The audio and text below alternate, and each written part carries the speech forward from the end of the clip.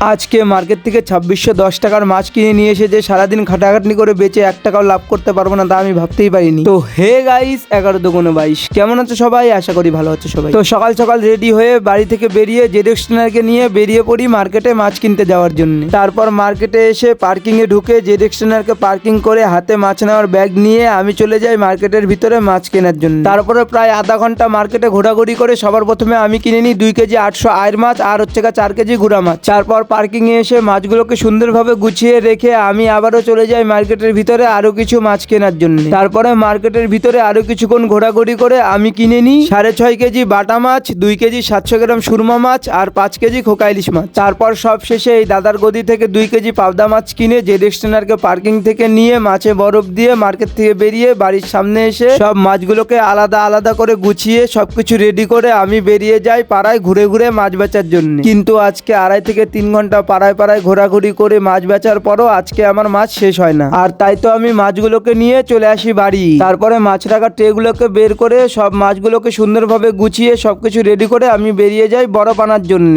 তারপর বরফ নিয়ে আমি চলে আসি বাড়ি। তারপরে বরফটাকে ভেঙে মাছে দিয়ে সুন্দরভাবে ঢেকে রেখে দিই কালকে বিক্রি করার জন্য। তারপর সব শেষে বসে হিসাব করে দেখি 2610 টাকার মাছের মধ্যে আমি বিক্রি করেছিলাম 2000 টাকা, মানে এখনো আমার লস ছিল 410 টাকা। তো চলো দেখি কালকে মাছগুলোকে বিক্রি করে 410 টাকা বাদ দিয়ে কত টাকা ইনকাম করতে পারি দেখাবো তোমাদের নেক্সট ব্লগে। ততক্ষণের জন্য তোমরা লাইক, কমেন্ট, শেয়ার আর আমার ইউটিউব চ্যানেলটাকে সাবস্ক্রাইব করে দাও।